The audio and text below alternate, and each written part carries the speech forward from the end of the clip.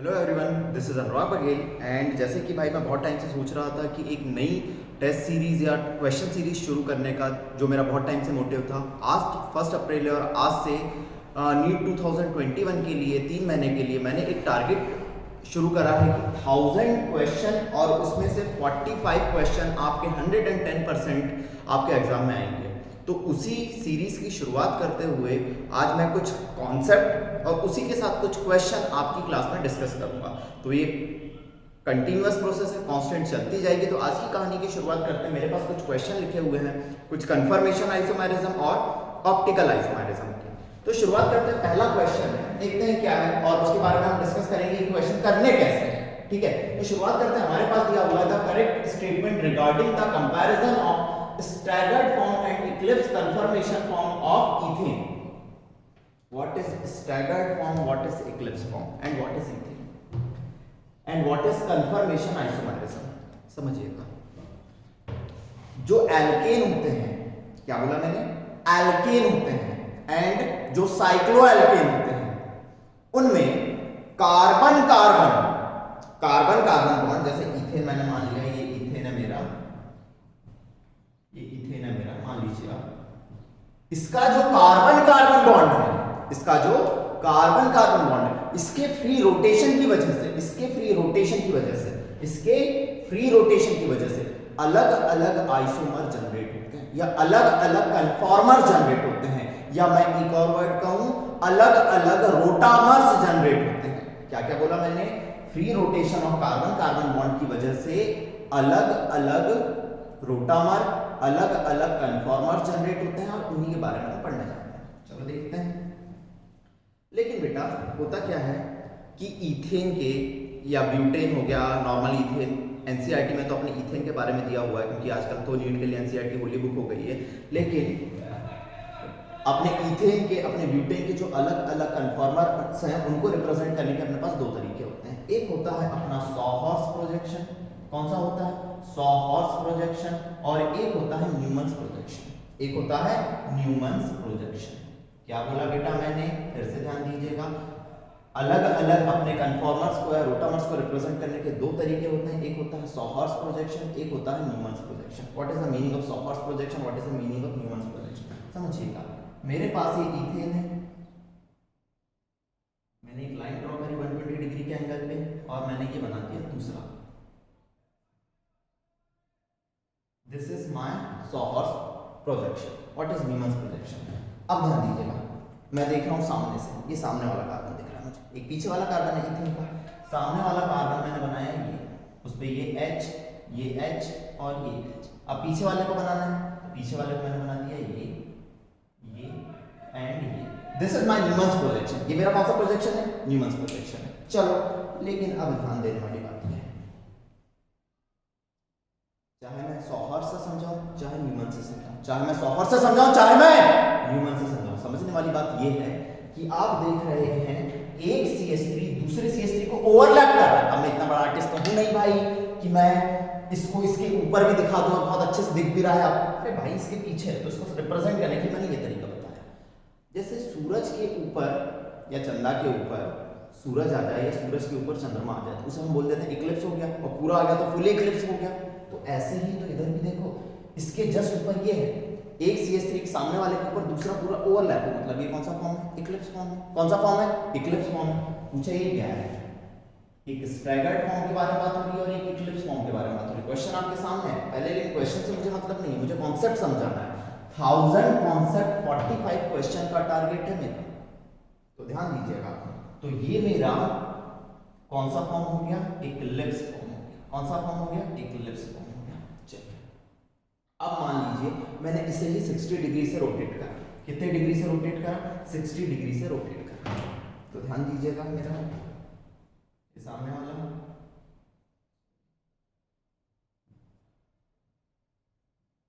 ठीक है। अब मेरा आ गया this one. This is staggered form. This is staggered form. This is which form?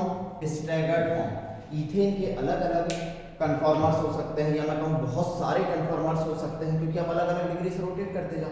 अगर पूरा ओवरलैप है, एक दूसरे के ऊपर ओवरलैप है, वो कहलाता कहलाता है इक्लिप्स फॉर्म, और अगर 60 डिग्री से रोटेट करा स्टैगर्ड फॉर्म। और इन दोनों के बीच में जो फॉर्म पाया जाता है उसे हम कहते हैं स्क्यू फॉर्म।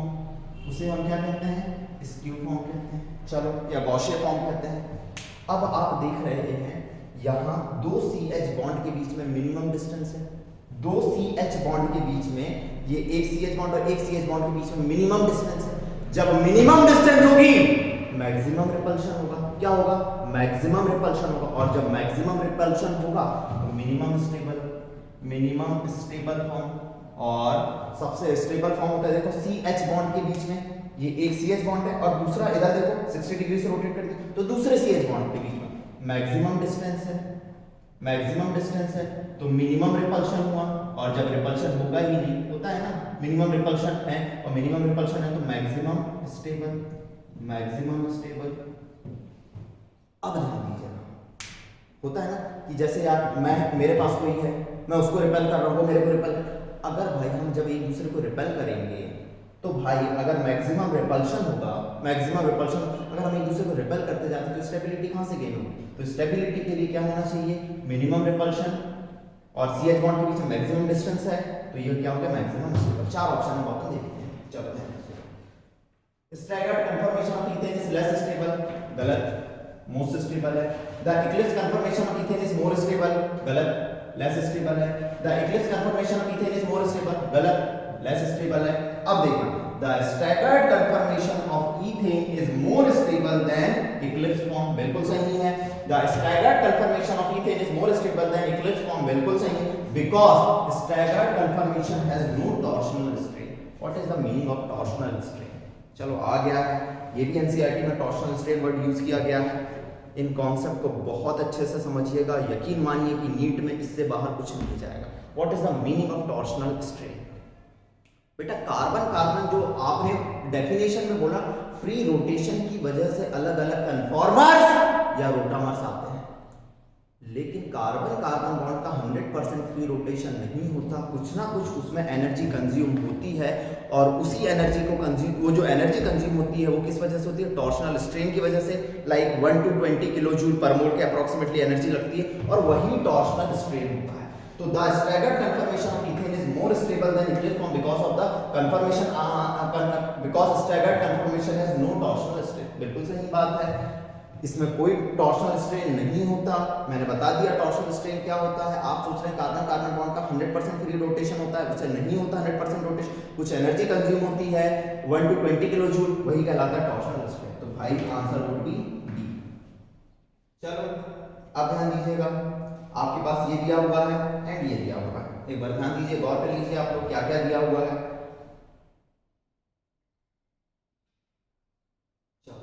मुझे ये अच्छा लग रहा है, मैंने अभी कुछ बोला नहीं बेटा, मुझे ये अच्छा लग रहा है। देखो ये कौन सा फॉर्म है? मेरे हिसाब से तो ये कन्फर्मेशन आइसोमेरिज्म दिख रही है यार, 120 डिग्री से इंक्लाइन करा हुआ है। HBr एक दूसरे के ऊपर ओवरलैप हो रहे हैं, CH3 के ऊपर ओवरलैप हो रहा है, तो भाई कौन सा है ये form? This is Eclipse form. चलो अब इधर देखो, अब मुझे ये दिख रहा है CH3BrH और इधर कुछ देर बाद CH3, अब मुझे ये लग रहा है ये कौन सा फॉर्म है भाई? मैंने बोल दिया, मान लीजिए ये स्टैगर्ड फॉर्म है, तो देख के ही पता चल गया मुझे कि ये क्या रिप्रेजेंट कर रहे हैं, पहला और दूसरा पेयर ऑफ कन्फॉर्मर्स। किसको रिप्रेजेंट कर रहे हैं?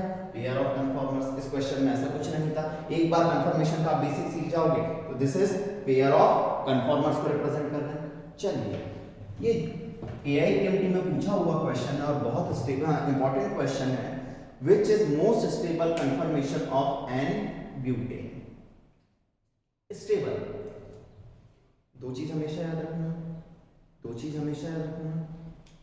मिनिमम रिपल्शन, अगर दो CH बॉन्ड के बीच में मिनिमम रिपल्शन है, दो CH बॉन्ड के बीच में मिनिमम रिपल्शन है, ठीक है, मिनिमम रिपल्शन है तो मैक्सिमम स्टेबल होगा। कैसा होगा? मैक्सिमम स्टेबल होगा। चलो देखते हैं, लेकिन ये तो एन ब्यूटेन की बात कर रही है, चलो हम देख लेते हैं एन ब्यूटेन के बारे में। मैं एन ब्यूटेन को ऐसा बना दूं, हो सकता है आप लोगों को दिक्कत ना हो, चलो यहाँ बना दूं CH3 CH C CH3 H।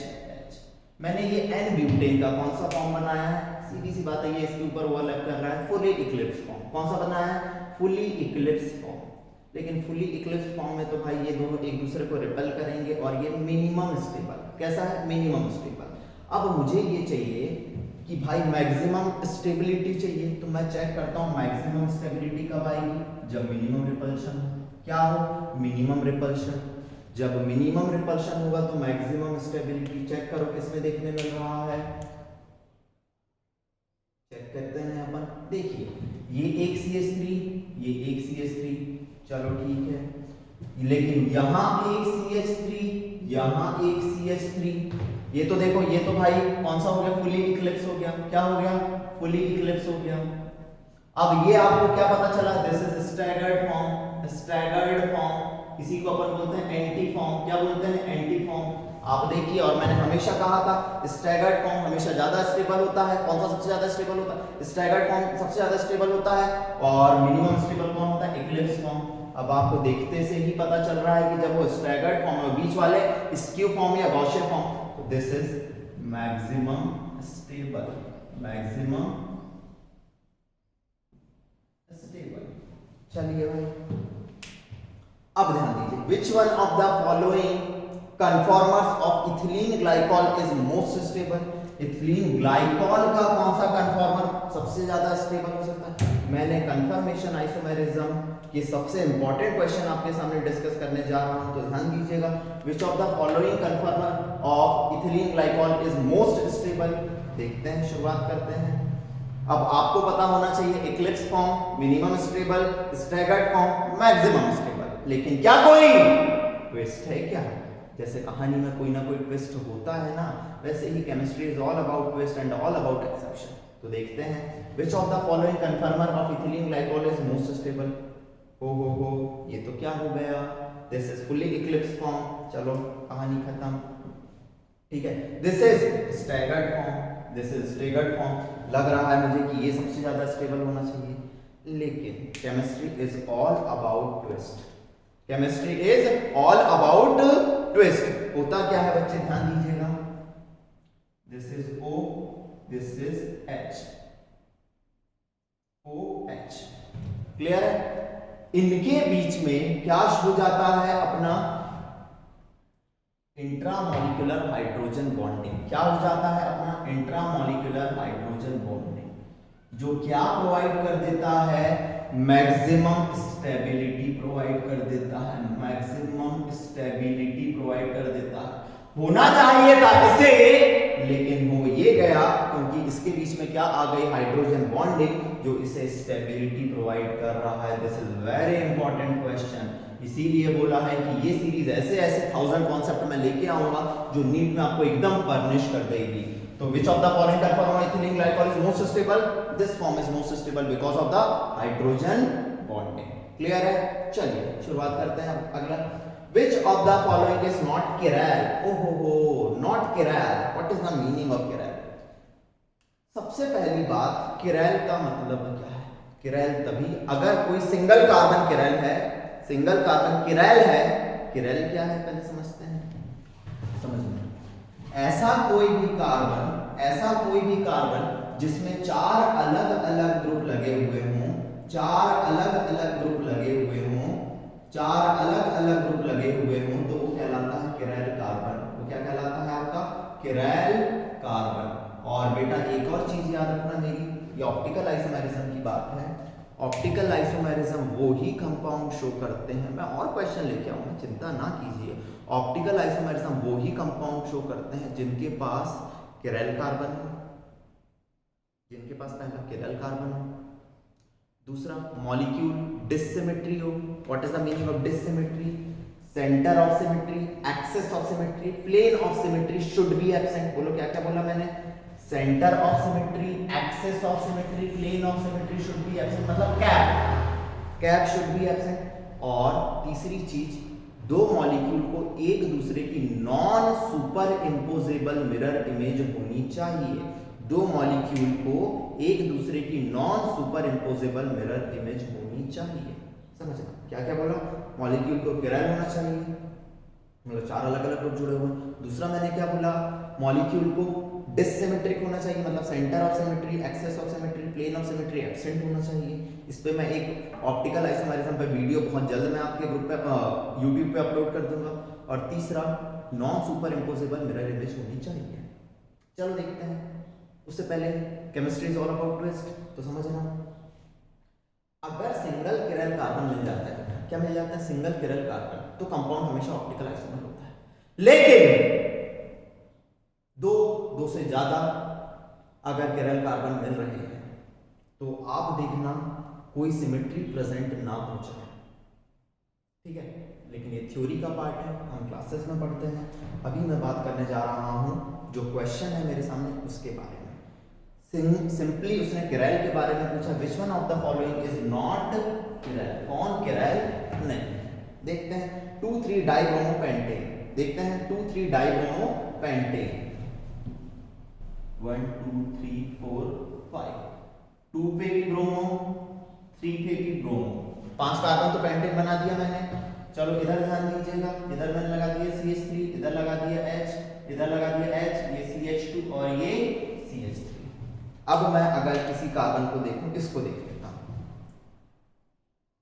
तो एक CH3 जुड़ा है, एक Br जुड़ा है, एक H जुड़ा है और एक ये पूरा ग्रुप जुड़ा है। तो दिस इज किरल, दिस इज किरल। चलो कोई दिक्कत नहीं। 3 ब्रोमोपेंटेन, अगला क्या बोल रहा है, 3 ब्रोमोपेंटेन। चलो बना के देख लेते हैं 3 ब्रोमोपेंटेन को। चलो मुझे कहां जगह दिख रही है, यहां जगह दिख रही है, यहां जगह दिख रही है 3 ब्रोमोपेंटेन, 1 2 3 4 5, 3 ब्रोमोपेंटेन। चलो देखते हैं। अब हमारे पास क्या आया, इधर CH3, इधर H एंड इधर CH2, CH2, CH3। ये हमारा हो गया 3 ब्रोमोपेंटेन। अब देखिए ये किरल कार्बन है या नहीं इसमें,